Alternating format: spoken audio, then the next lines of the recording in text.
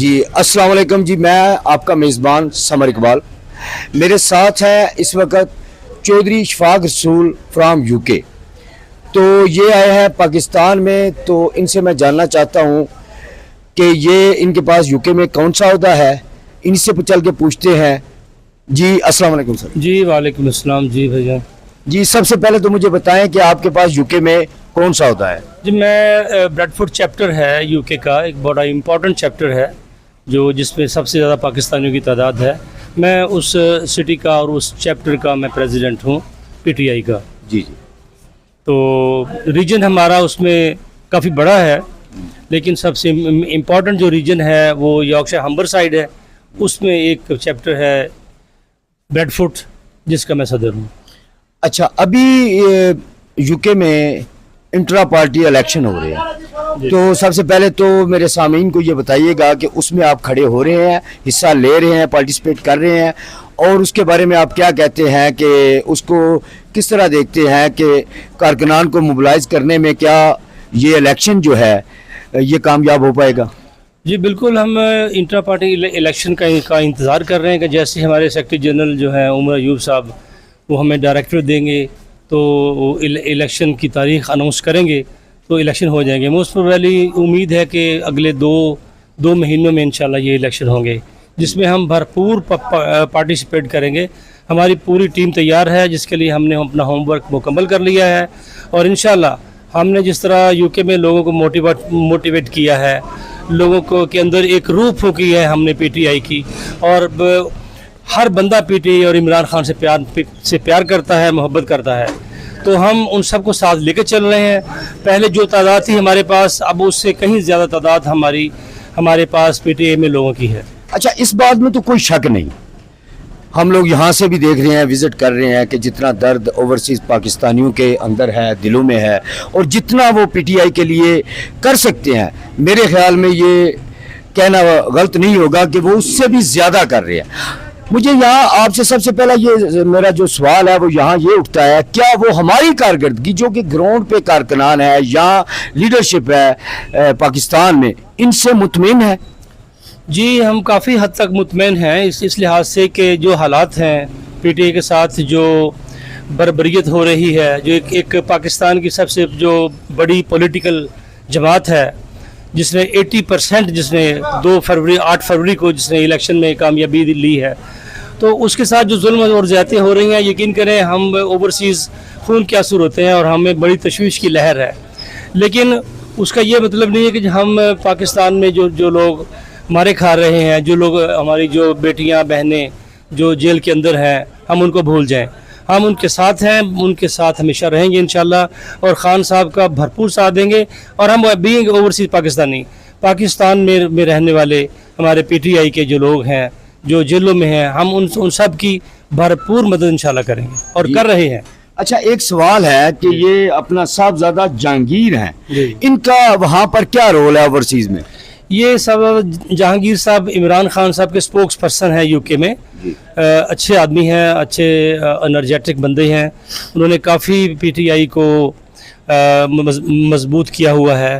لیکن کچھ آپ کو پتہ ہے ہمارے معاشرے میں کچھ ایسے عناصر ہوتے ہیں جو کسی عہدے کو پسند نہیں کرتے، کسی انسان کو پسند نہیں کرتے، ان کے اپنے معاملات ہوتے ہیں. تو اس کے مطابق اگر دیکھا جائے تو ان کے ساتھ بھی کچھ ایسے معاملات ہیں کہ لوگ ان کو ناپسندیدگی کی نظر سے دیکھتے ہیں. اس کی یہ وجہ نہیں کہ ان کا کوئی کردار ایسا ہے خدا نخواستہ یا وہ کام نہیں کر رہے پی ٹی آئی کے لیے. وہ بندہ 24 گھنٹے پی ٹی آئی کے لیے ہی سوچتا ہے، اور انہوں نے ہی ہمیں انرجیٹک کیا ہے کہ پی ٹی آئی کو ہم نے کس طرح لے کے چلنا ہے.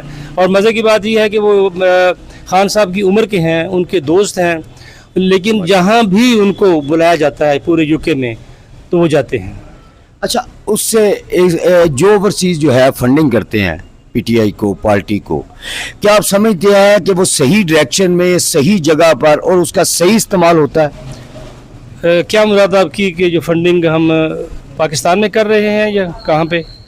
یو کے میں سمجھ لیں، اور یہاں پارٹی کو، پی ٹی آئی کو جو فنڈنگ ہو رہی ہے وہ اس اپنی پراپر صحیح طریقے سے اس کا استعمال ہو پا رہا ہے؟ نہیں، اس میں تھوڑا سا یہ ہے کہ ہم جو یو کے لوگ ہیں، جو اوورسیز ہیں، کچھ لوگوں کو اس پہ تھوڑے سے تحفظات ہیں کہ شاید پچھلے دنوں یہ 4-6 مہینے پہلے ہمارے ہی کچھ دوستوں نے اس چیز کو جو ہے پوائنٹ آؤٹ کیا تھا کہ ہمیں اس چیز کا جو ہے نا ادراک نہیں ہے کہ ہمارے پیسے صحیح خرچ ہو رہے ہیں.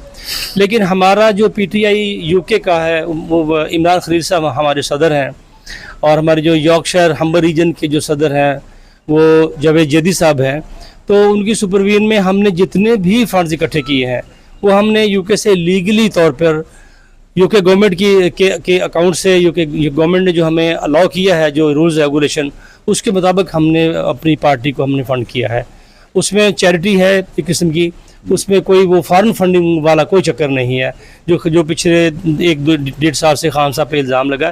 یہ پارٹی فنڈنگ ہے, یہ ورکر ہیں, یہ سارے ورکر ہیں پی ٹی آئی کے. جس طرح دوسری جماعتوں کے ورکر ہیں اس طرح پی ٹی آئی کے ورکر ہیں. کچھ لائف ٹائم ورکر ہیں, کچھ ایک ہر منتھلی جو ہے وہ دیتے ہیں, فنڈ دیتے ہیں, اور اس میں کچھ ممبرشپ فیس بھی ہے جو پارٹی کو کے اخراجات میں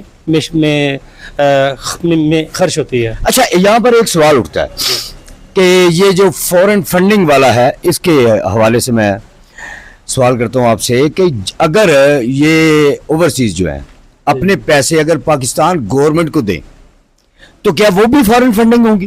نہیں, دنیا میں کسی بھی ملک میں اگر آپ دیکھیں نا جو پولیٹیکل پارٹیز ہیں اس کا کسی بھی ملک کی جو فائنانسز ڈپارٹمنٹ ہیں ان کے ساتھ کوئی تعلق نہیں ہوتا. یہ پیورلی وہ پارٹی ہی اس فنڈز کا ذمہ دار ہوتی ہے. ہاں, اس میں اکاؤنٹس کا ایسا ہے کہ اس میں ایسا کوئی ہیر پھیر نہ ہو یا کسی کی شکایت اگر ہو تو اس کو سارٹ آؤٹ کیا جائے. لیکن ہمارے ہاں ایسا نہیں ہے کیونکہ ہمارا جو قانون جو یو کے گورنمنٹ کا قانون اس معاملے میں بڑا سخت ہے. ہم ایک پینی بھی کسی کو بغیر گورنمنٹ کو بتائے بینک چینل کے بغیر ہم کسی کو نہیں دے سکتے. اچھا, ایک اور سوال ہے میرا, یہ جو گروپنگ ہے جو ہم لوگ دیکھ رہے ہیں کہ اوورسیز میں بھی ہے پاکستان کے اندر بھی ہے, اعلیٰ قیادت میں بھی ہے, آپ کیا سمجھتے ہیں کہ اس گروپنگ کو کیسے ختم کیا جا سکتا ہے؟ دیکھیں جی, جو یو کے میں گروپنگ تو اتنی زیادہ اس کی اوقات نہیں ہے. چند دوست ہیں جو اپنے ذاتی مفادات کی خاطر کبھی کبھی کچھ پھل جڑیے چھوڑتے ہیں. لیکن اس کے برعکس اگر دیکھا جائے تو پاکستان میں جو گروپنگ ہے یا جو ہماری اعلیٰ قیادت جو ہے اس وقت پی ٹی آئی کی, ان میں جو گروپنگ ہے, جو ان میں تفریق ہے, اس سے اوورسیز پاکستانی بہت تنگ ہے.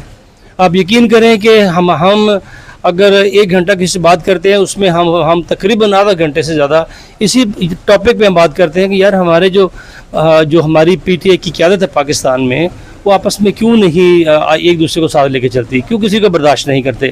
لیکن میرا خیال ہے کچھ لوگ نکل گئے ہیں اور کچھ نکل جائیں گے, جو اپنے ذاتی مفاد کے لیے آئے ہیں وہ نکل جائیں گے انشاءاللہ. اور پی ٹی آئی جو ہے وہ صاف شفاف ہو کر انشاءاللہ اگلے الیکشن میں 2/3 میجورٹی سے بھی آگے جائے گی. اچھا, یہاں پر ایک اور سوال میرا یہ پیدا ہوتا ہے کہ میں یہ دیکھتا ہوں کہ جب ماں مر جاتی ہے نا تب وہ بہت یاد آتی ہے, جب باپ کا سایہ نہیں رہتا تب وہ بہت یاد آتا ہے. میں خود بھی اوورسیز رہا ہوں, میں دیکھتا ہوں کہ جب بندہ پاکستان سے باہر جاتا ہے تو اس کی مٹی, اس کے لوگ, اس کی گلیاں, اس کے پھول, اس کے کھیت, اس کے کھلیان وہ دل میں گھر کر جاتے ہیں. اور جب کبھی اپنے وطن سے گرم ہوا آتی ہے تو کلیجہ پھٹ جاتا ہے, اور جب کبھی ٹھنڈی ہوا آتی ہے تو انسان اگر تکلیف میں بھی ہو تو اسے وہ پرسکون محسوس کرتا ہے. جو پاکستان کی اس وقت بگڑتی ہوئی صورتحال ہے, کیا اوورسیز جو ہیں وہ اس پر پریشان ہے, اور اگر ہے تو کیوں ہے؟ کیوں کہ ان کے پاس تو وہاں کی یورپ کی نیشنلٹیاں ہیں, وہ تو وہاں کے رہائشی ہیں, وہ پاکستان میں نہ بھی آئے تو انہیں کوئی پریشانی والی ان کے لیے کوئی مسئلہ نہیں ہے.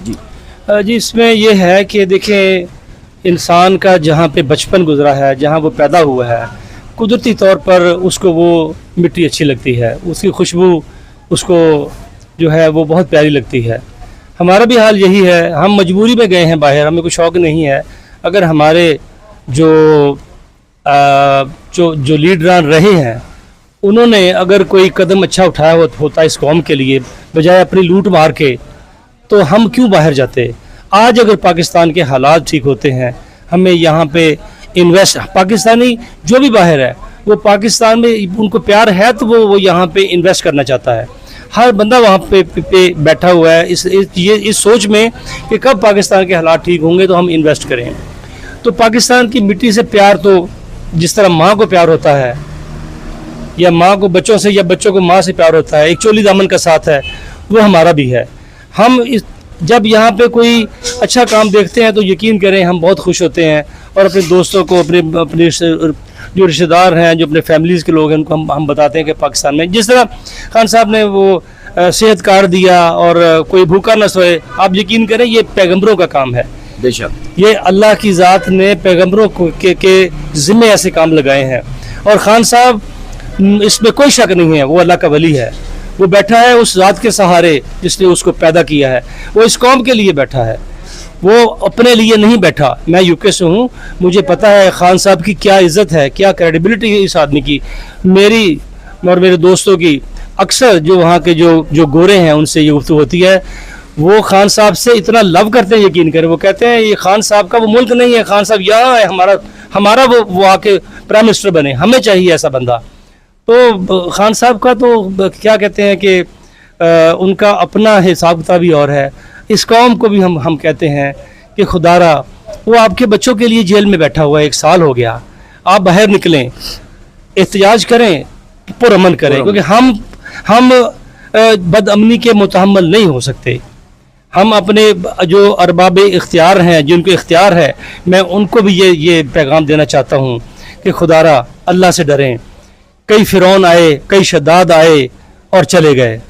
ہمارے ساتھ رہنے والے ہمارے ملک میں کافی ایسے ہیں جنہوں نے حکومتیں کی ہیں, لوگوں میں انتشار بانٹا ہے اور اپنا لوگوں کا پیسہ, اس غریب عوام کا پیسہ جو آج بے روزگاری اور بھوک اور یہ بجلی کے جو جال انہوں نے لگائے ہیں, جو پروجیکٹ IPPs, ان کی وجہ سے وہ بیچارے بھوکے مر رہے ہیں. خدا را رحم کریں, خدا را رحم کریں. اللہ نے فرمایا کہ آپ لوگوں پر میری رعا پر رحم کریں, میں آپ پر رحم کروں گا. بے شک. اچھا آخری سوال میں آپ سے کرتا ہوں اور پھر اجازت چاہتا ہوں.